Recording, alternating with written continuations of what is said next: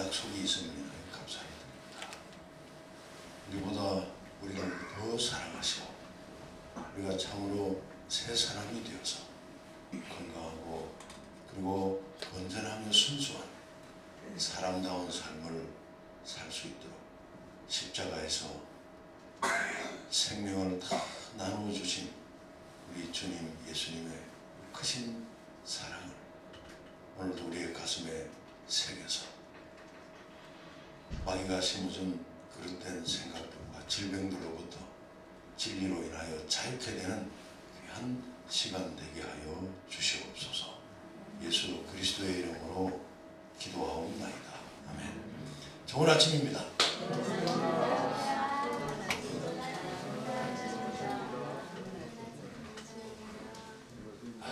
어저께 제가 서울의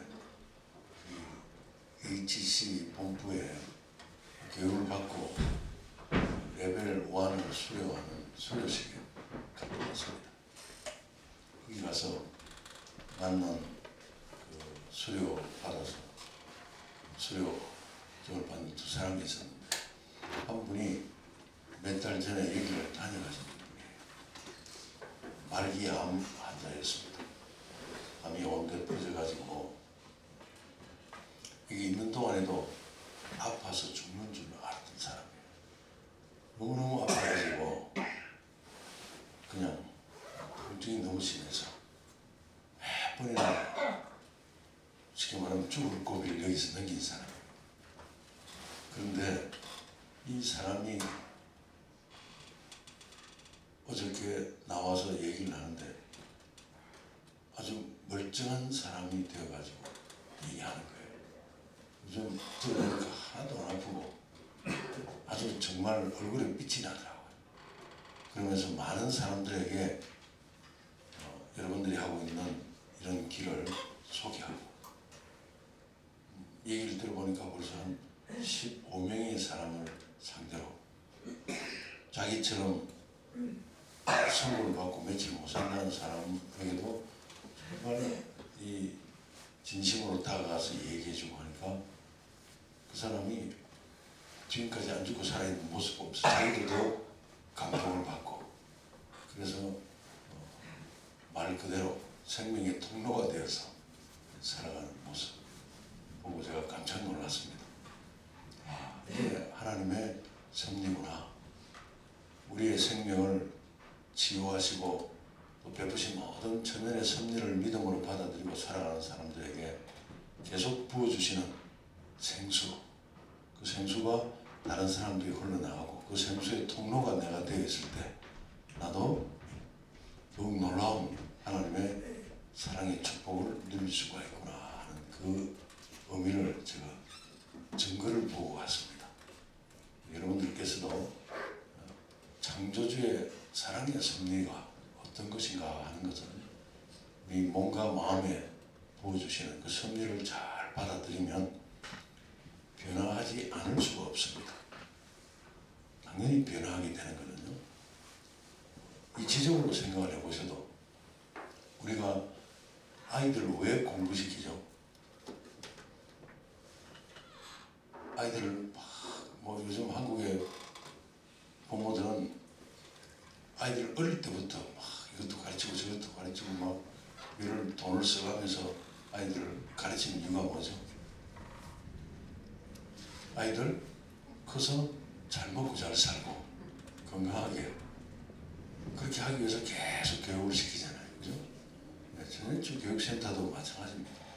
지금 새벽에 여러분들을 깨우고 이렇게 영적인 내용도 교육을 하고 또 우리 회장님 통해서 육체에 대한 모든 하나님 주신 섭리를 교육을 시킨 이유가 우리가 진리라는 것을 알아야 살 수 있는 길이거든요. 학생들이 열심히 공부해서 이게 자기들 몸에 배워가지고 살아있는 지식이 되도록 하기 위해서 시험도 보고 그런 과정을 거쳐서 이제 그 지식이 그 사람의 삶을 꼴지어 가지 않습니까? 그죠? 그래서 여기에서 생명을 다루는 영적인 또 육체적인 이런 모든 내용들을 어디에다 새겨야 할까요? 종이 노트에 적는 것도 중요하지만 신비, 우리 마음에 이것이 기록이 돼야 됩니다. 꽤 오래전에 우리 유전자 지도가 뭐 발견이 됐다, 게놈 발견됐다고 뭐 난리들이 났었잖아요. 그죠? 모든 병이 다 사실 것처럼 미국 대통령이 나서서 직접 발표하고, 살아있는 우리 생명에 관한 창조주가 주신 섭리가 우리의 마음에 새겨진다는 것은 우리의 세포 하나하나에 기록이 되는 거예요. DNA. 그 DNA에 염기서열 글자가 있다고 그랬잖아요. 그 글자가 잘못되면 우리가 병이 온다고 옛날에 그런 얘기들 많이 들으셨죠, 그죠? 살아있는 지식이 들어가서 우리 뇌의 세포, 뉴런에 새겨지고, 신기하게도 뇌 세포는 뿌리가 있습니다. 뇌 세포는 뿌리가 있어요. 뇌 속에 있는 뉴런은 이걸 촬영을 해보니까 잔 뿌리들이 많이 나와 있어서 그 하나하나가 다 전류를 발생하고 있는 거예요. 전류. 뉴런이 그래요. 뇌 세포가. 성경에도 그런 말씀이 있잖아요. 너희 마음에 쓴뿌리가 내리지 않도록. 그죠? 쓴뿌리. 우리를 망가뜨리게 하고 나쁜 쪽으로 끌고 가는 뇌 세포의 기록들이 뿌리를 내리면 이제 큰일 난다는 거예요. 그게 우리를 형성합니다. 우리의 나쁜 생각, 나쁜 습관, 그로 인한 여러 가지 이 마음의 병, 육체적인 병들이 자리 잡게 되는 거예요. 그래서 성경은 진리로 우리가 거룩하게 된다. 예수님 그렇게 말씀하셨잖아요. 아버지 진리로 저희를 거룩하게 하옵소서. 아버지의 말씀은 진리이다. 그리고 늘 제가 사용하는 성경절이죠. 진리를 알지니 진리가 너희를 자유케 하리라. 참 것을 알면 어둠이 물러가고 자유함이 오는 거예요. 그 자유함. 사랑의 하나님 품 안에서 우리를 위하여 예배하신 모든 섭리와 은총들을 내가 즐기면서 누리면서 살아가는 삶. 그런 삶의 축복들을 여러분들이 다 가지시길 바랍니다. 성경은 제가 소개해드렸지만 우리가 참된 생명, 영생을 얻기 위해서 정말 돈 닦듯이 열심히 해야 돼 이렇게 말씀하지 않습니다. 영생을 취하라, 가져라. 이미 십자가를 통해서 새롭고 산 길을 열어두셨으니까 그걸 취하면 된다, 가지면 된다. 가져서 누려라. 그게 성경에 나타난 복음인 것입니다. 오늘은 성경에 또 특별한 주제가 있어요. 제가 상당히 궁금했던 내용이었는데, 예수께서 하나님이시만 하나님과 동등됨을 찰고 섬기지 아니하시고 자기를 비우시고 우리와 같은 죄의 형체를 가져서 사람으로 오셨는데, 십자가에서 죽으신 다음에 사흘 만에 뭐 하셨죠? 부활하셨다. 어떻게 예수님은 죽었다가 다시 살아나실 수 있었을까? 여러분들은 그 궁금증을 가진 적 없습니까? 뭐 하나님이시니까 살아나셨겠지 이렇게 생각했습니까? 그러면 쇼하는 것밖에 안 되죠, 그죠? 실제로 죽으셨다가 실제로 새 생명으로 부활하셨거든요. 어떻게 이게 가능할 수 있었을까? 교회 다니시는 분들 뭐 부활절 되면 교회 가잖아요, 그죠? 근데 그런 생각 한 번도 해보신 적 없나요? 부활하셨다니까 하셨나 보다. 그 부활절을 예배당에 뭐 하나씩 주죠? 계란은 왜 줄까 생각해 본 적 없어요? 왜? 계란, 성경에 부활절날 계란 뭐 주라는 내용 있나요? 없어요. 그날은 계란 장사들 수지 맞는 날. 계란은 예수님 부활과 아무 상관이 없는 겁니다. 우리는 많은 사람들이 그렇게 가니까 생각 없이 그냥 군중심리에서 그냥 가는 경우가 너무너무 많아요. 저는 참 궁금했거든요. 예수님이 인간으로 오셔서 십자가에 죽으셨는데 왜 다시 살 수가 있었을까? 하나님이기 때문에 이러면 말이 안 되는 거거든요. 그럼 마귀가 주장하는 게 맞잖아요. 인간으로 오셨다고 하면서 죽었다가 하나님의 능력으로 그냥 살아났다 하면 이거 쇼하는 것밖에 안 되잖아요. 거기다 더더군다나 예수님께서 이 땅에 오실 때 부활의 중요성을 말씀하시잖아요. 부활. 나는 부활이요 생명이니 나를 믿는 자는 죽어도 살겠고 살아서 나를 믿는 자는 영원히 죽지 아니하리라. 부활을 직접 말씀하시잖아요. 그죠? 그리고 부활에는 종류가 있다고 또 말씀하셨어요. 예수께서 친히 하신 말씀이거든요. 무슨 부활을 말씀하셨죠? 생명의 부활, 심판의 부활. 그러니까 구원이 있는 생명의 부활이든 심판의 부활이든 이 세상의 모든 사람들은 반드시 부활한다. 죽으면. 근데 두 가지 종류의 부활이 있다. 생명의 부활이 있고 심판의 부활이 있다. 예수님이 직접 그렇게 말씀하셨어요. 부활에 대해서. 그리고 예수님으로부터 가르침을 받은 제자들 중에 특히 바울 사도 바울은 부활의 의미를 깊이 생각하고 성경에 남긴 기록이 뭐냐면 죽은 자의 부활이 없으면 뭐가 없으면요? 죽은 자의 부활이 없으면 예수님 말씀을 딱 새겼잖아요. 그죠? 죽은 자는 반드시 부활하게 돼 있다. 생명의 부활, 심판의 부활. 죽은 자의 부활이 없으면 우리의 믿는 것이 헛것이니라. 아무리 교회를 열심히 다니고 아무리 뭘 해도 죽은 자의 부활에 대한 확신이 없으면 그 믿음이 헛것이다. 참 아이러니하게도 예수님 당시에 대제사장 족속을 차지하고 있던 사두개파. 그 사두개파는 부활이 없다고 믿는 사람들이었어요. 근데 놀랍게도 당시 예루살렘 교회 최고 지도자의 위치에 있어요. 부활을 안 믿었어요. 사도 바울은 부활이 죽은 자의 부활이 없으면 우리의 믿는 것이 헛것이다.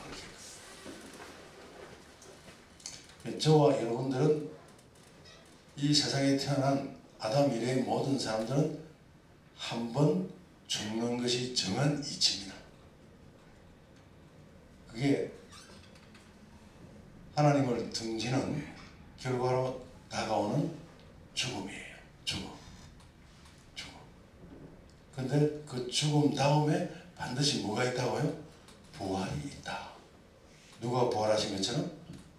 예수님은 생명의 부활로 부활하셨고, 근데 그와 예수님이 주신 모든 그 섭리, 부활의 이치 이런 것을 새기고 있는 사람은 반드시 생명의 부활 때 부활하게 돼 있고, 그리고 끝까지 하나님을 등지고 간 사람들은 어쩔 수 없이 부활을 경험하는데 그 부활은 심판의 부활이다.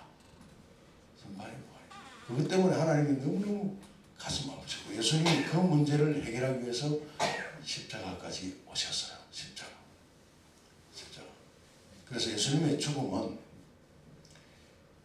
어떤 죽음이냐 하면 모든 인간들이 나중에 겪어야 될 심판의 부활로 일어나서 영원한 멸망으로 가는 그 값을 치른 죽음이 십자가의 예수님의 죽음이에요.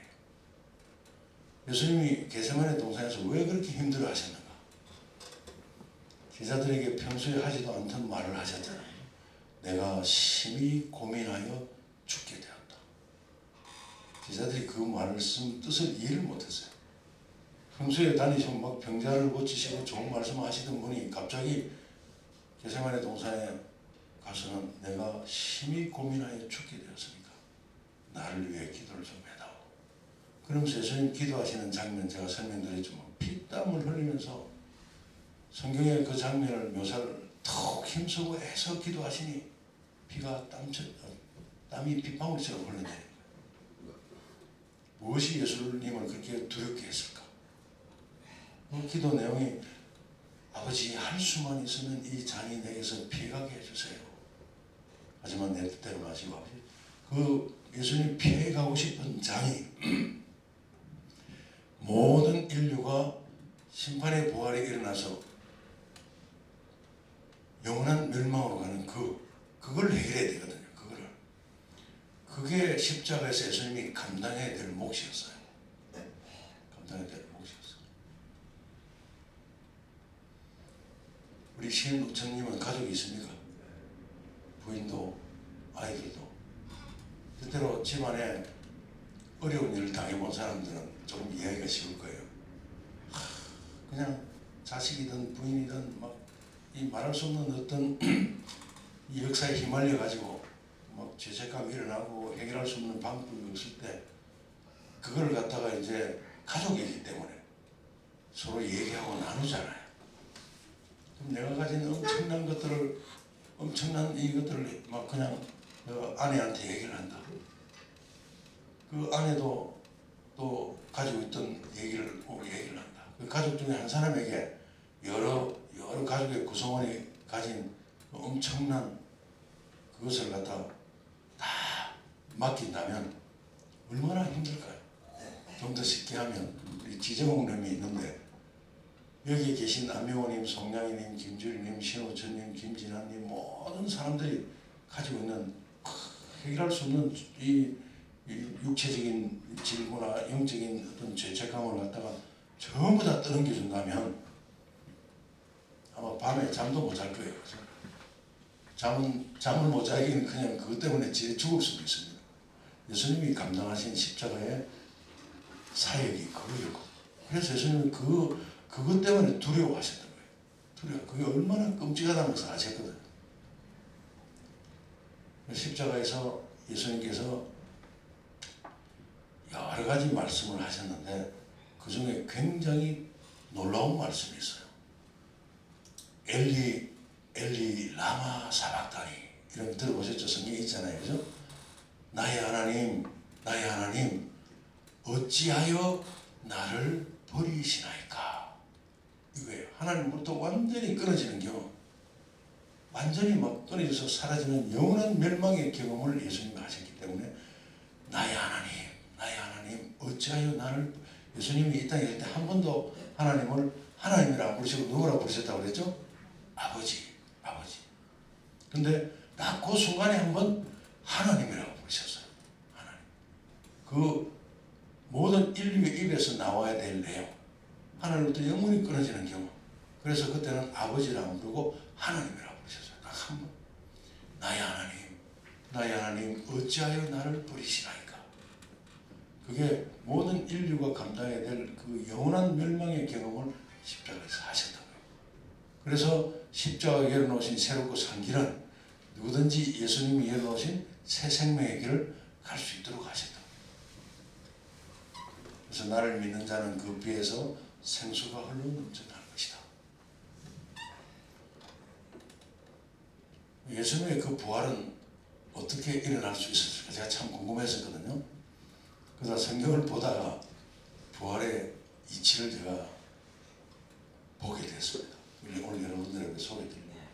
성경에 보면 예수님이 이 땅에 계실 때 부활이 어떻게 가능한가 항상 보여주셨어요. 공교롭게도 제가 궁금증을 가지고 성경을 보니까 하나님께서 보게 해주셨어요. 예수님께서 이 땅에 계실 때 사람을 죽었는데 살려내신 기사가 3개가 나와요. 3개. 물론 더 많이 있겠지만 성경에 기록된 게 3개예요.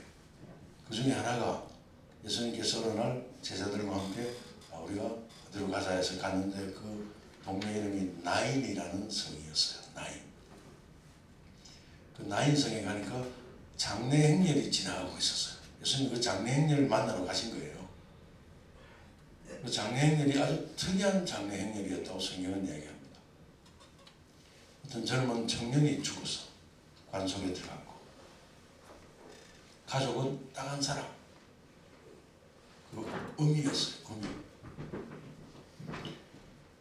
한국말에도 자식이 부모보다 먼저 죽으면 부모는 자식을 가슴에 못 넣는다고 해서 너무너무 힘든 거예요. 너무너무 아픈 거고. 옛날에 제가 그 아는 친구 집에 장례식을 갔는데 그 아버지가 아들이 죽었는데 아버지가 완전히 제정신이 아니더라고요. 제정신이 아니더라고요. 그런데 성경에 보니까 옛날에는 안 보이던 구절이 보였어요. 장례행일이 지나가는데 이렇게 얘기해요. 홀어미의 외아들이 죽었다. 청산가구가 돼가지고 아들 하나 낳고 그 아들을 남편 겸 아들 겸 그냥 사랑의 대상으로 삼고 정말 둘이서 잘 살아왔는데 아들이 덜컥 병에 걸려가 죽었으니까 그 의미에 그냥 억장이 다 무너졌겠죠. 예수님이 찾아가신 장례행일이 그 행일이었어요. 전에는 홀어미의 외아들이라는 내용이 안 보였거든요.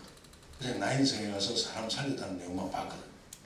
근데 왜 성경이 홀어미의 외아들이라 적어놨을까? 홀어미의 외아들, 청산가보대 아들 하나로 자라오면서 두 사람이 의지하고 지냈던 그 사랑은 아무도 이해 못하는 사랑. 한국 속담에 홀어미의 외아들에게 딸 시집 보내지 말라 그런 얘기 아시죠, 그죠? 신혼여행을 갔다가 들어와서 신방에 들어가서 자려고 하는데 갑자기 문이 열려드리면 시어머니가 이부자리하고 베개를 들고 그 아들 방에 들어오더라 이런 얘기도 있잖아요. 그만큼 끈적끈적해서 끊을래야 끊을 수 없는 사랑이에요. 그게. 그래서 그게 딸 시집 보내면 고생한다고 보내지 말라는 얘기가 있잖아요. 성경에 그 얘기가 기록되어 있는 거예요. 끊을래야 끊을 수 없는 사랑의 대상인데 그것도 엄마가 먼저 죽었으면 덜 할 텐데 아들이 덜컥 죽어버렸잖아요. 딱 하나의 유일한 희망으로 사랑의 대상으로 삼은 아들이 먼저 죽어버렸으니까 이 어미의 마음이 어땠을까요? 어미의 마음이 이건 완전히 하늘이 무너지고 땅이 솟아나는 기분이었을 거예요. 그 장례행렬 따라가면서도 아무 생각 없이 그냥 제정신을 잃고 따라가고 있어요. 예수님이 그 장례행렬을 세우셨어요. 그 어미의 마음을 누구보다도 잘 이해할 수밖에 없는 분이 아들 하나님 예수님이에요. 어디서 직접 당하신 거거든요. 어디서 당하셨죠? 에덴 동산에서. 당신의 형상을 지음받은 아담과 하와가 그만 이 속임수에 당해가지고 하나님을 오해하고 선악을 알게 한 나무를 따먹고 흙으로 돌아갈 수밖에 없는 저주에 빠졌을 때 여기 처음 오신 분들은 들으셨죠? 하나님이 나타나셔서 막 아담 숨어 들어간 아담을 찾으실 때 울부짖으면서 찾으셨거든요. 아담아 아담아 하면서 예수님이 겪으신 마음이에요. 그 마음이. 그런데 끊으려야 끊을 수 없는 그 사랑의 관계를 깨뜨리고 들어온 사망의 권세. 사망의 권세. 예수님은 왜 부활이 가능하게 하는 것을 거기 가서 증거하신 거예요. 끊으려야 끊을 수 없이 밀고 들어온 그 사망의 권세를 예수님이 가셔서 정말 예수님이 있는 마음을 다하여 그 사망의 권세를 물리치고 싶어서 가셨던 거예요. 그래서 그 청년을 부활을 할 수밖에 없는 일이 거기에서 일어난 거예요. 또 하나는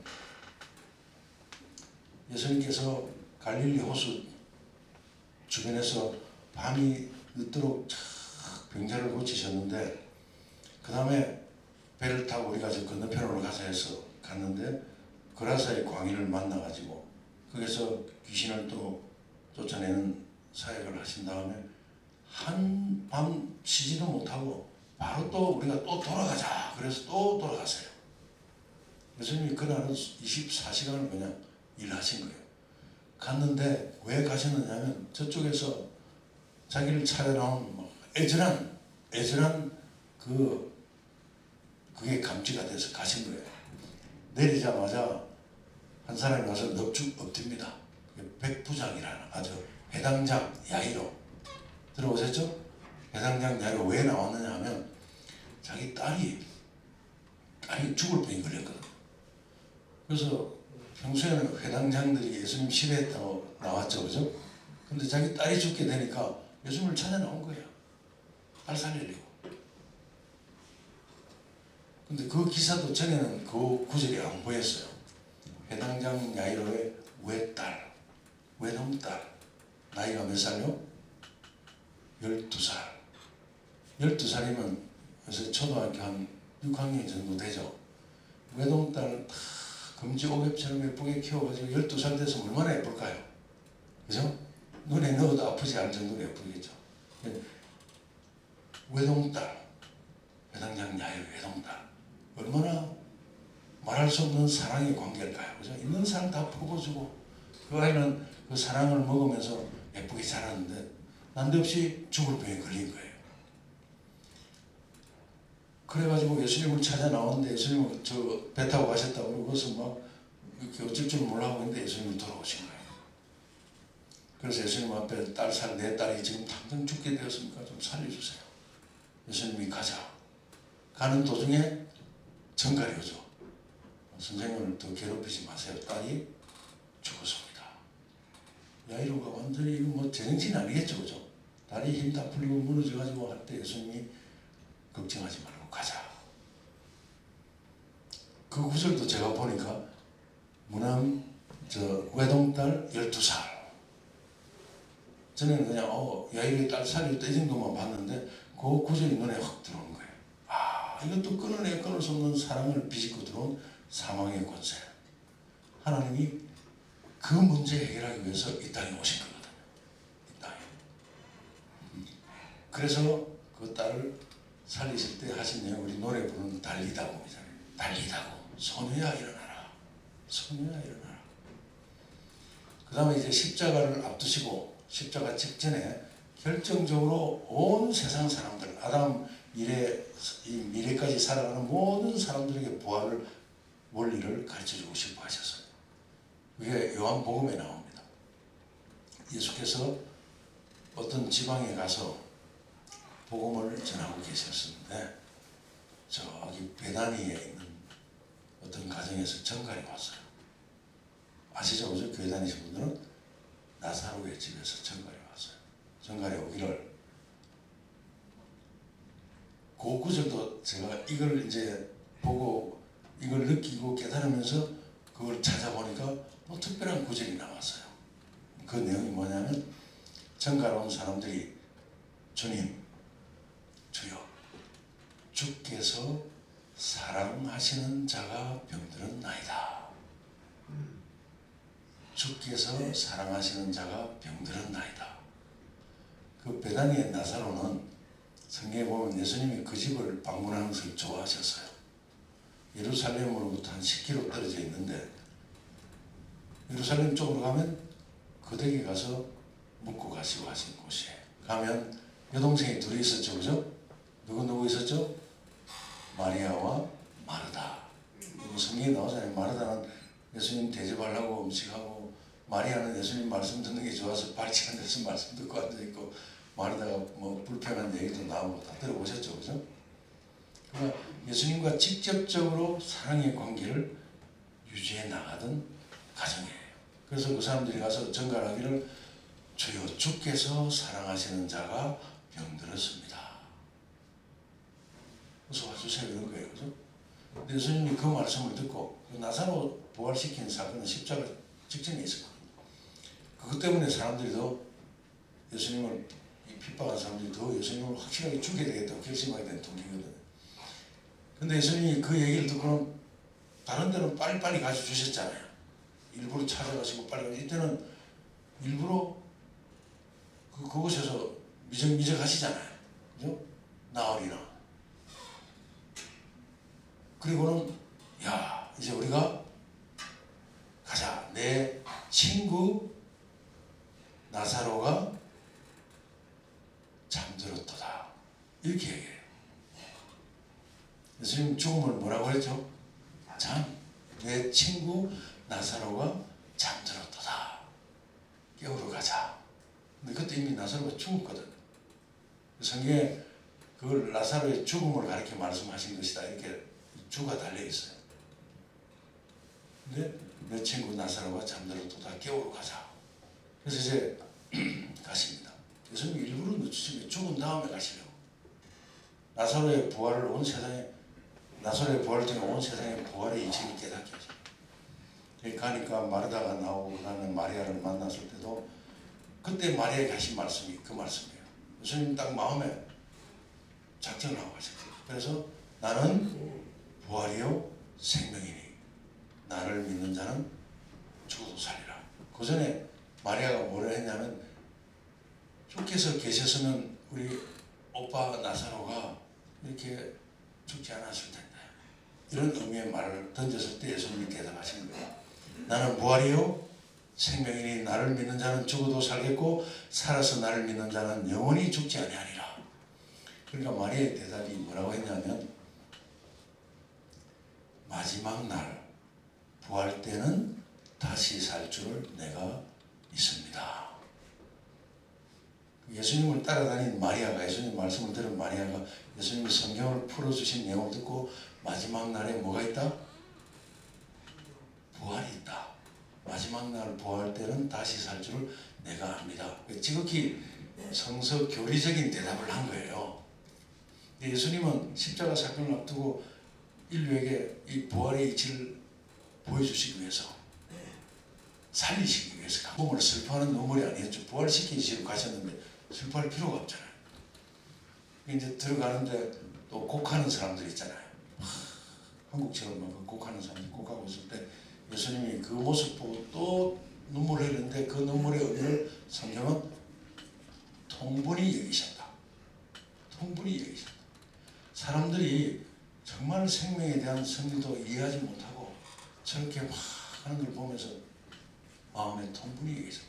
그러니까 사람들은 예수님이 그 보고 눈물을 흘리니까 사람들 생각은 제가 나사로를 얼마나 사랑했으면 저렇게 슬퍼하는가. 예수님 흘린 눈물은 슬픔의 눈물이 아니었거든요.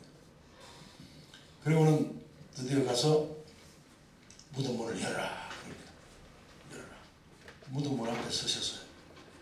성경에 다른 두 부활 기사와는 달리 이 십자가 사건 앞에 나사로를 부활시킨 사건은 예수님이 무덤 앞에서 나사로를 부활시킬 때 성경에 뭐라고 되어 있냐면 큰 소리로, 그 큰 소리는 누구에게까지 들릴 소리예요?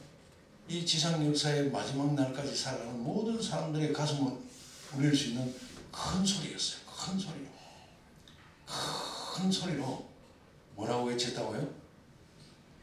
나사로야 나오너라 하고 외치신 거예요. 나사로의 귀에만 들리는 게 아니고 마지막 날 부활 때까지 일어날 모든 사람들의 귀에 울려 퍼질 수 있도록 외치신 거예요.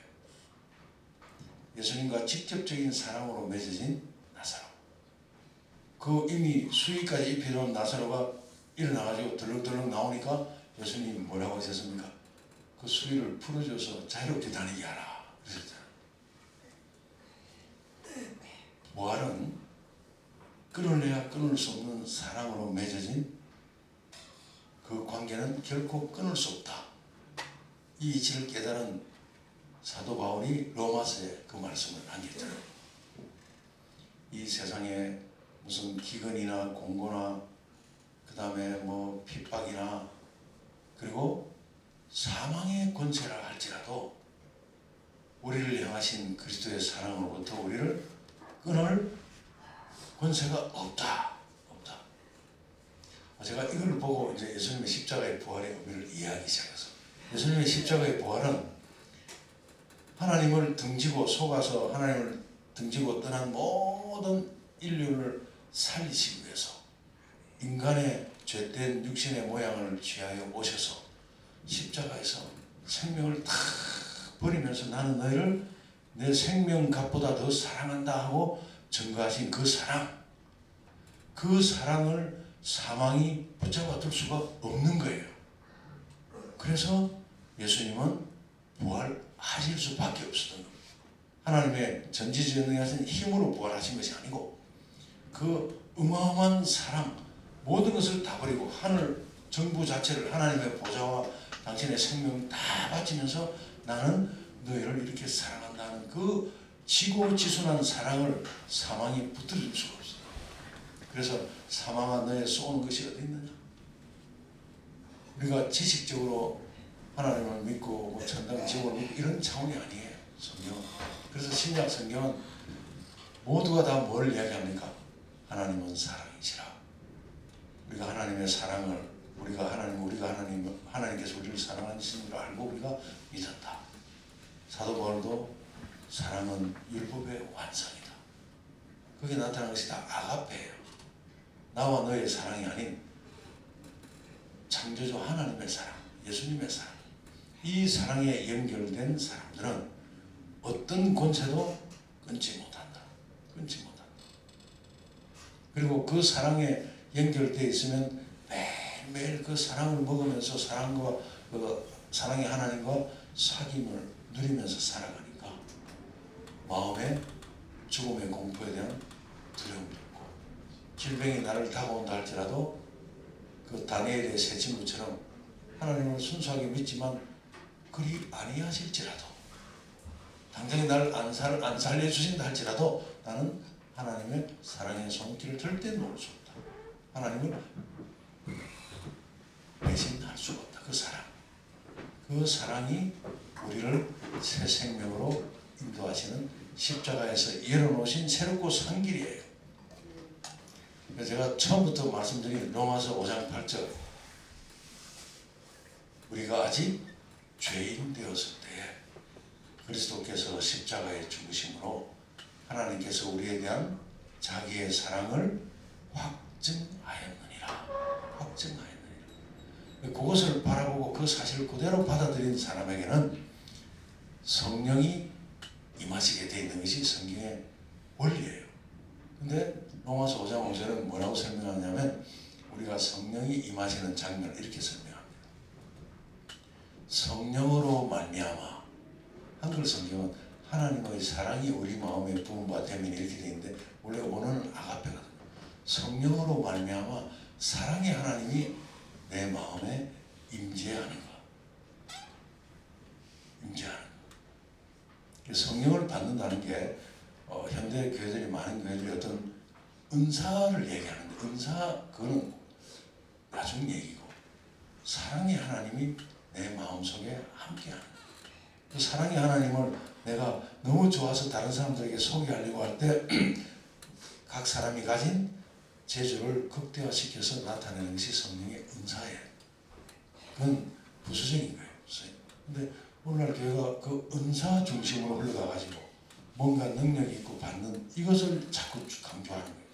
그러나 그 이전에 실제적으로 사랑의 하나님이 내 속에 임재하는 거예요. 그래서 성경 마지막에 예수님이 우리 마음문 두드리시는 내용 나오잖아요. 그죠?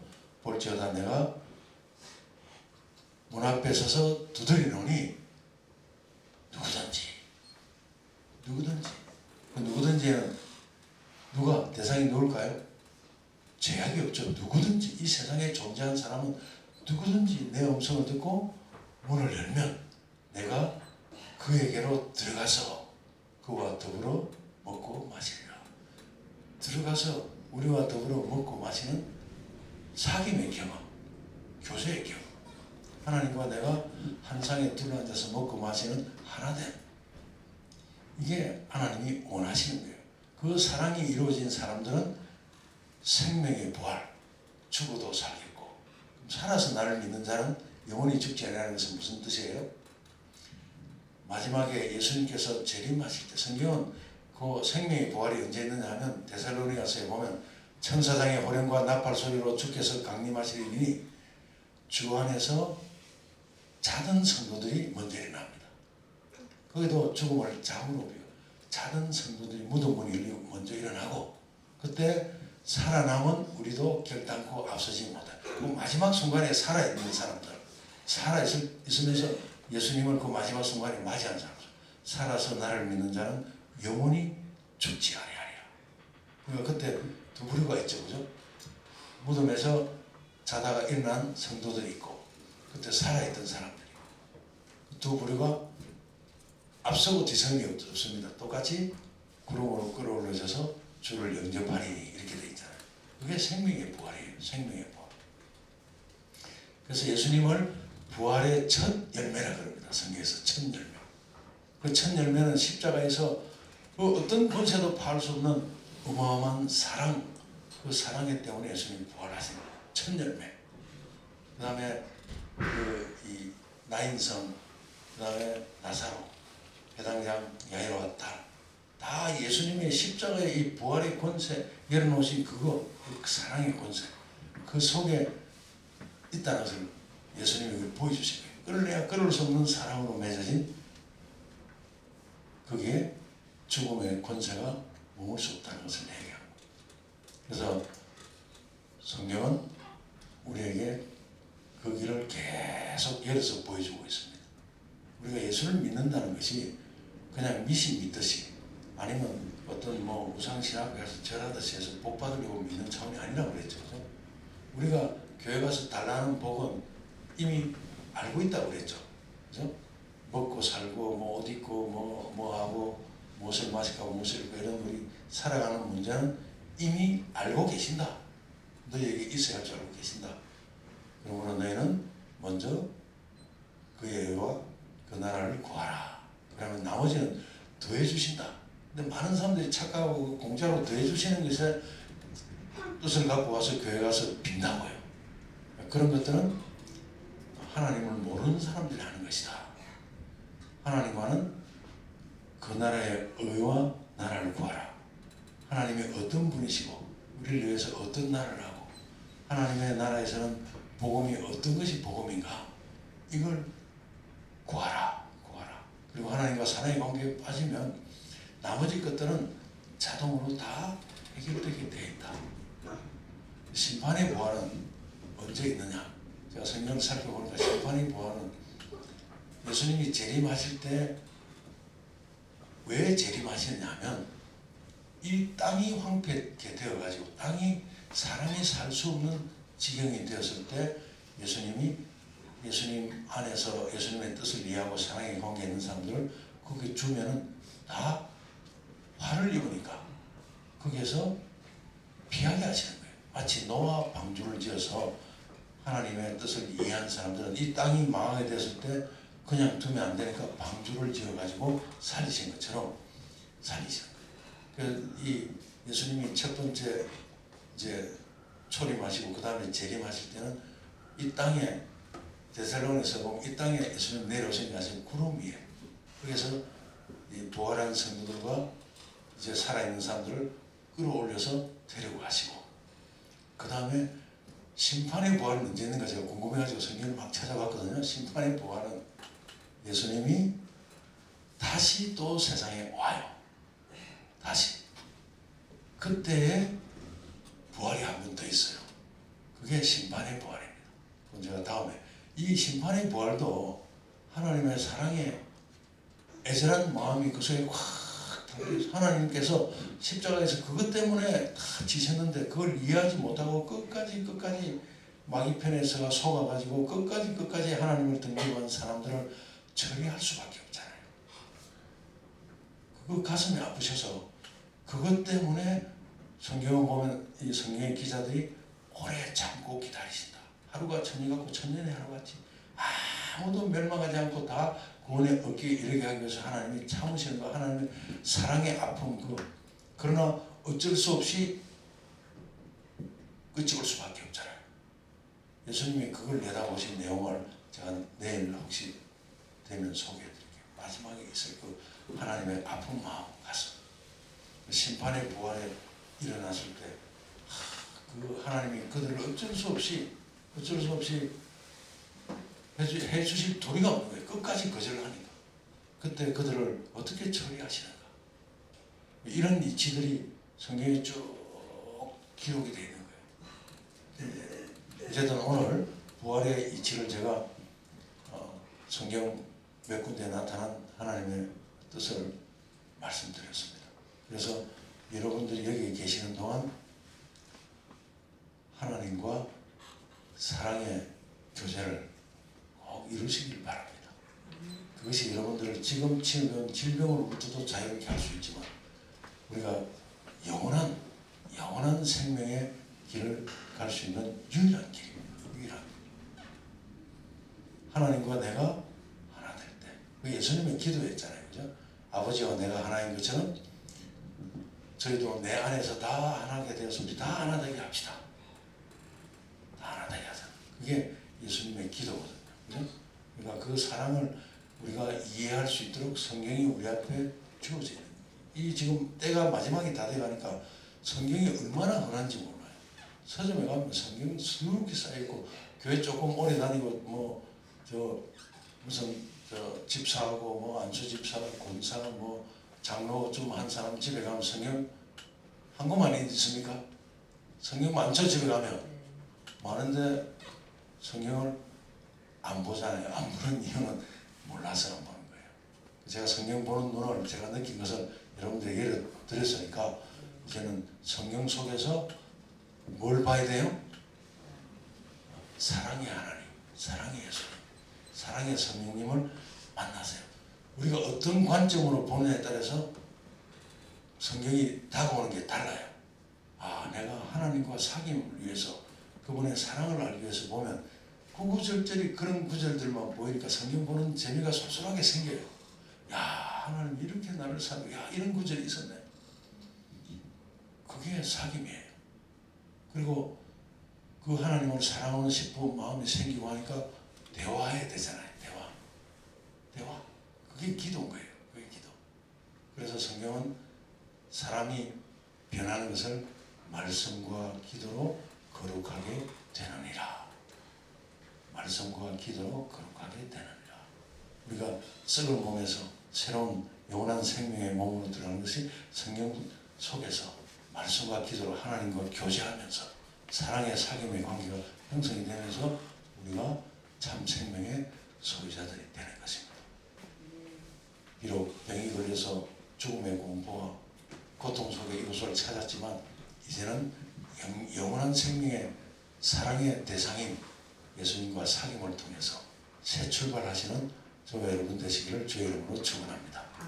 자비로우신 우리 아버지, 오늘 하나님과의 사랑, 또 사람과 사람 사이에 끊어내야 끊을 수 없는 순수한 사랑이 있을 때 사망의 권세가 비집고 들어오지 못한다는 이치를 알게 하셔서 감사합니다.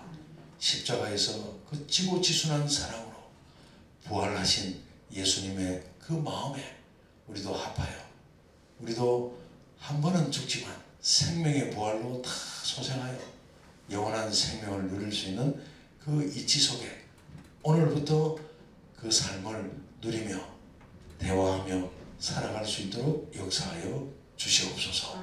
예수 그리스도의 이름으로 기도하옵나이다. 아멘. 감사합니다.